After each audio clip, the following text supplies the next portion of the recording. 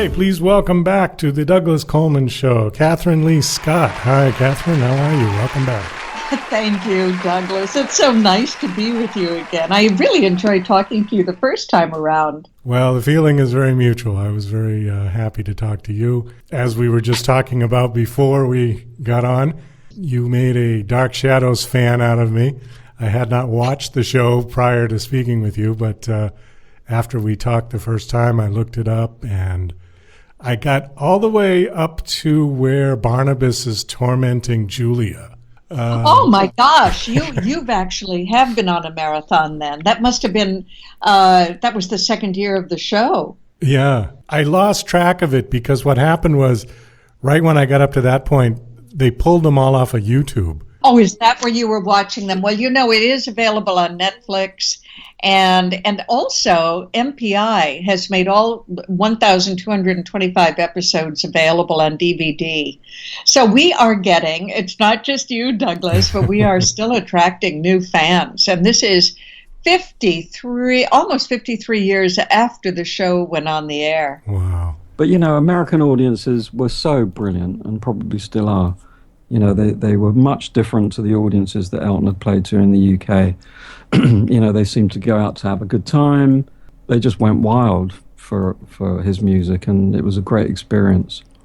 It was nothing like work at all.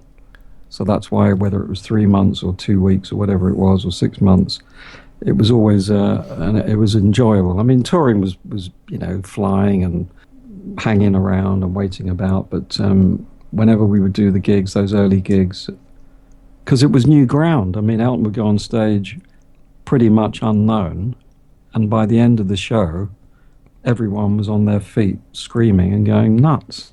And he wouldn't leave the stage until they were doing that. And it was just an incredible thing to watch. What was the difference between those two shows? I've seen Crossing Over, but I've never seen Cross Country. Not much, to be honest. And here's the funny part. When I left Crossing Over, when Crossing Over was done, I thought I was done with television. And then the WE Network contacted me and said, we'd like you to come on the show, like come and do a new show.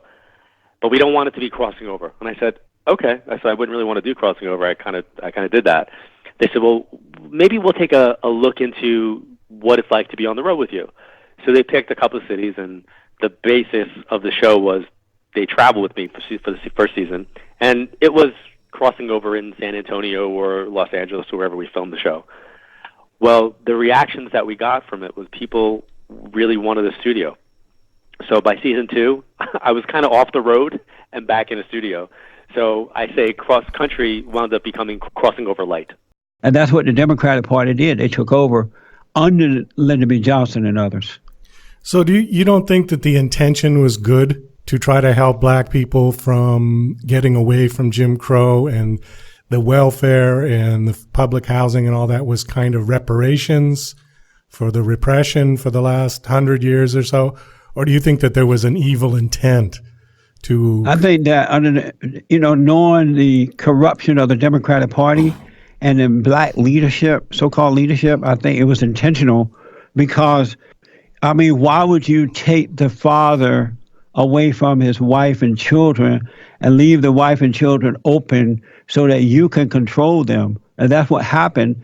And if it wasn't, let's say we want to give them the benefit of the doubt and say, yes, it was good intention.